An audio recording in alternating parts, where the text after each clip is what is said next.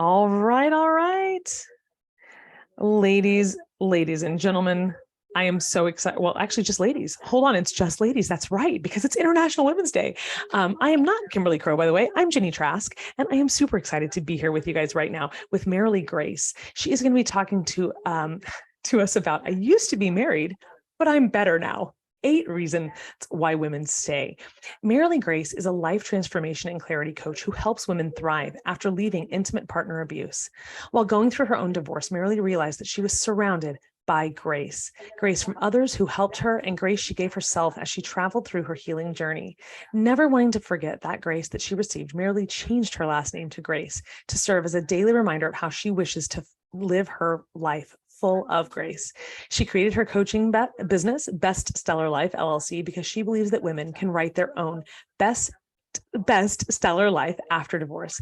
Marilee lives in Lee's Summit, Missouri with her grand pup, Caspian. Marilee, I love what you're all about. Tell us a little bit more about how you came to be so passionate about this. And then I cannot wait to hear the 8 reasons that women stay. Okay, so I became passionate about it just because of my own personal journey. And I really felt like women needed to know that there is life beyond divorce, and that they, even though they are changing and they are no longer married, they can thrive and they can change the trajectory of their life. And so that's the reason why I'm passionate about what I speak about and passionate about what I do. Now, as I get started talking about the 8 reasons why women stay, I want to do a couple of just housekeeping things. If you are a person and you have a friend who shares with you some of the things that are going on in her own marriage, the worst thing that you can do is say, why don't you just leave?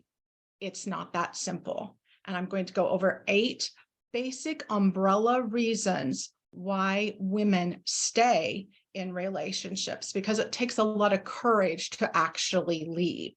I also want to talk, just mention, when I talk about abuse, I'm talking about intimate partner abuse, and I'm not necessarily saying physical abuse.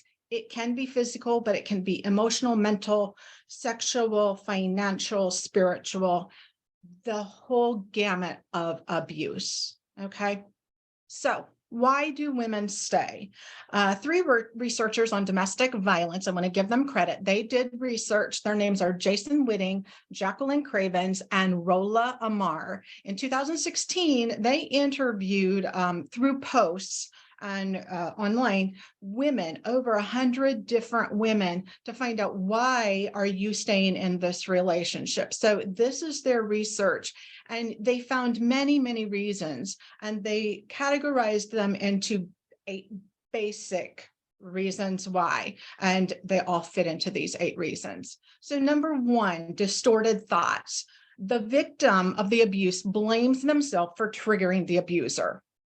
That looks like, if I would have just folded the laundry like he wanted, then he wouldn't have told me that I'm worthless. So it's my fault because I didn't fold the laundry. There's lots of confusion. There's lots of self-doubt. There's lots of self-blame in those distorted thoughts, because the way you think slowly transforms into, it's all my fault. If I just would have done this, he wouldn't have had to do that to me. Second reason is damage and self-worth. Damage of your self-worth. The abuser makes you believe that you are worthless, okay? That you are alone, that nobody else will ever want you. I only put up with you. So they slowly start to diminish your self-worth. And that's the reason why women will stay, is because they're told nobody else will want you, and they believe that. A third biggie is fear. Lots of different areas of fear. There's going to be fear of abuse, both mental and physical abuse. There's fear of abuse to people that you love, whether it's your children or your family, your parents, your friends, your pets. You want to protect them. You've always been that buffer. And so you want to continue to protect, and you do have a very real fear. And statistics show that when a woman leaves, the chances of her being physically abused and even killed grows exponentially from the time she leaves to about 90 days post-divorce. So this is a tremendous fear. And of the women who are killed in the United States, I don't know about the stats internationally, but 85% of those are killed by an intimate partner. Fourth reason, you want to be the savior. If you've had your own trauma and your own abuse in your past, and they share that they have abuse, you think we can do this together. We can heal together. I can save him. If I just love him well enough, if I am loyal, if he can trust me, then he'll change. And you hold on to that shred of if I'm enough, if I can love him enough, if I can keep the house clean enough, if I can be the best parent, if I can just have sex with him enough, he is going to change, and he will stop doing this to me. So you hang on to, I want to help him. I don't want to give up on him because everybody else is giving up on him. So that savior mentality. Fifth big reason is if you have kids, the children. Different facets of when you have children, are you that buffer? You take the abuse to protect your children. You hide the abuse to protect your children. You also know that if you divorce, in the United States anyway, it's usually a 50-50 custody. It is rare for it to be anything but a 50-50 custody. And so you're thinking, I don't want my abuser to have my children without me as the buffer 50% of the time. But I challenge you to think of it this way. If you are thinking, I don't want them to be with them 50% of the time, and you don't want them to be in a broken home, and you stay with them, that home is already broken, and that home is broken 100% of the time when you're there. If you leave, your children have a healthy, positive environment 50% of the time. And the other 50% of the time, they're with the chaos, the one that likes to keep the pot stirred. But then they come back to the peace, to the tranquility, to the loving, nurturing home that you can create when you leave. Sixth thing is family expectations and experiences. You may encounter somebody who this is the way they were raised. This happened in their family of origin, and they know nothing different. So it is just how it is. They don't even realize that they are being abused. Now, if there's physical abuse, then they're going to know that that's physical abuse and that they were actually a victim of abuse. But when it's mental, emotional, sexual, financial, spiritual, that may just be the status quo, how it was. You may also hear things in those families that God hates divorce, or our family does not divorce. You made your bed, you need to lie in it. All of those are very dysfunctional things to tell people, but that is the reality and the truth for some women. Their family of origin, it's based on their experiences, and it's based on the expectations that you just don't get a divorce. You don't shame the family. Seventh thing, financial constraints. This is a huge one in different ways. Maybe that woman, when she got married, became a stay-at-home mom, and that became her life. And she wasn't allowed to work, or she didn't work. And so she doesn't have money. She may not have her own checking account. She may have no way to get money. If the abuser looks at the grocery receipts to make sure that every penny is accounted for, there's no extra money. If the woman is working outside of the home and does have a salary, is that money always spoken for? Does it go into a community pot and He does with it whatever he wants, or she, if it's a same-sex relationship. The control of money. How does that look? And it's expensive to hire a lawyer, and it's expensive to move out on your own. And if you are tied up in the court system for a long time, you don't have money. You have to be very careful with your money. And many times women experience a financial dip because they are a 2-income family and they suddenly become a 1-income family, or they're a 1-income family. And when they leave, they now have to go out and try to create a career and make money. And they haven't worked for 15 or 20 years. So how do I establish a resume? How do I get paid more than that minimum wage job working in a fast food joint? Okay. 8th thing, isolation. Physically and emotional isolation. They sometimes are moved, uprooted from all of their friends and family and moved across the country, or moved to an area where they know no one. And then the control of who is allowed into your life can be very much regulated and controlled by the abuser. And if it's an emotional isolation, it goes back to that. Who would want you?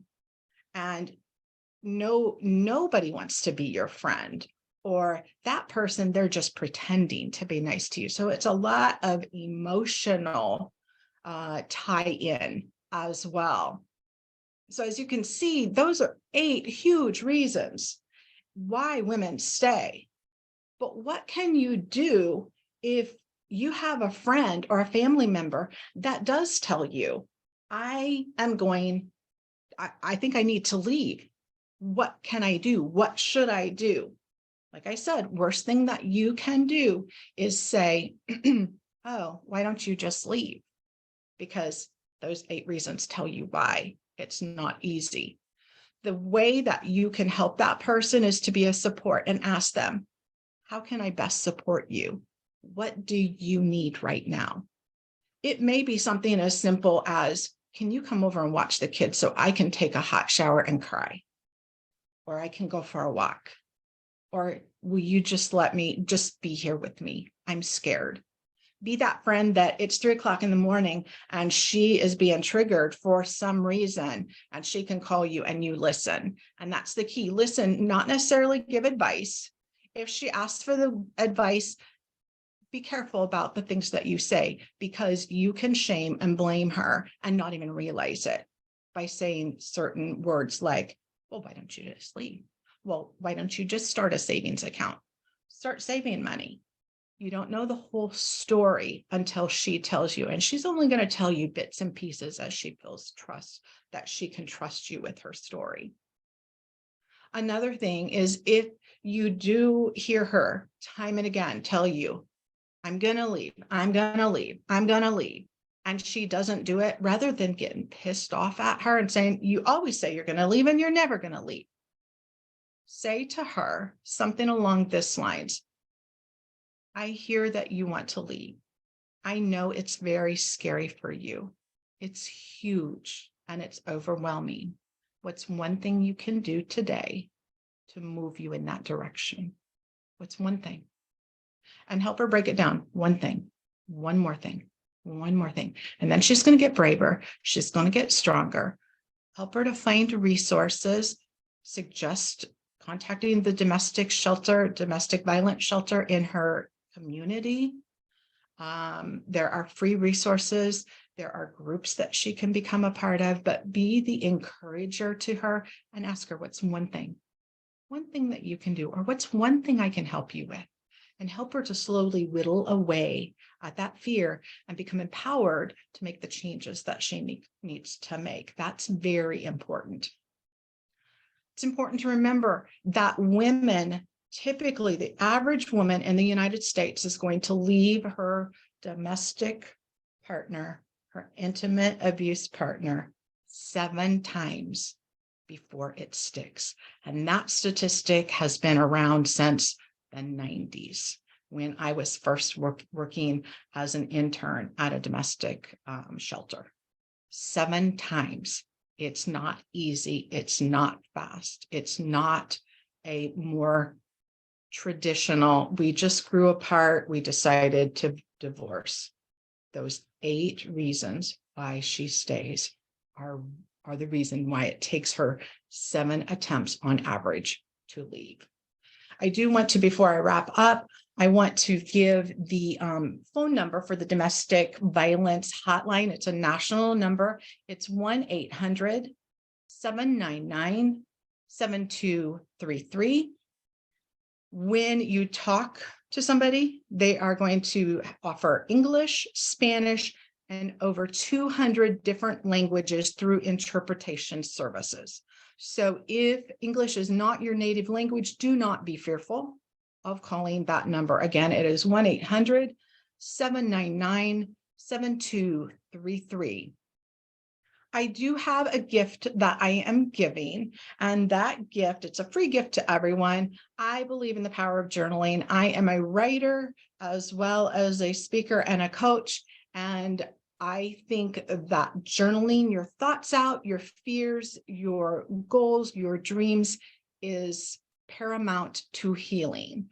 And I have given 10 prompts that will help you to start that journaling journey. The number one thing, just expressing gratitude. What am I grateful for today? There was a point in my life where I could only say, I am grateful for my children. I'm grateful for my parents and my friends, and I'm grateful for my dogs. And I only have one dog now. My other dog passed away, and I did that for about a week. That's what I was grateful for. So I have 10 prompts to get you started. Okay. And then if you are a VIP, I have a gift for you as well. And that one, my timer's about ready to go off, so I'm going to stop it. I was making sure that I stay in my constraints. My VIP gift is a video of myself walking you through the health wheel of life. And you will need something to write with and a piece of paper. When you listen to that video, I walk you through everything that you do, and it helps you to realize what area in my life is maybe not quite working. What area of my life do I need to elevate a little bit? And this is not something that is just for women who are in domestic violence, intimate partner abuse situations. This is for all women, because we all wish that we had that perfect 10 life, but sometimes we have ebbs and flows, and in different seasons of our life, different things are not quite where we want them to be. And this tool will help to clarify maybe what you need to work on. And then there's next steps on that video as to what you can do. I am just about out of time. I do want to let you know that if this is you, if as I've been speaking, you have thought, yes, that's me, and that's why I stay, there is hope for you. There are resources for you. Don't give up, and a bite at a time, one thing at a time. You're exhausted, you're overwhelmed, your body is in a state of constant fight or flight. You are in a state of hypervigilance, and you don't know which direction to go. Find one person, find an agency with resources, and do one thing at a time. Okay. I do have a quote that is very important to me. My son told me about this quote. His English professor had it on his wall and stated it often to students. And I think it's very fitting to this talk that I have shared with you. And it goes like this. It says, everyone you meet is fighting a battle you know nothing about. Be kind always. And that quote is by a man named Brad Meltzer. And I think it's a very powerful quote to go with what I've talked about today. Thank you so much, Marilee. You are so awesome, and we appreciate you hosting yourself on this track. We appreciate that. I was dealing with some technical difficulties, so great job. And I love, I love that you're creating this space in the world for women to, get the help that they need, have the support that they need. So thank you for joining us. For all of you joining us right now, we have some amazing speakers coming up next. So if you would like to join us on one of the other tracks or just stay on this track with us, we would love to see you guys on the next talks. All right, Marilee, we're going to head out. And any final words for the audience before we do?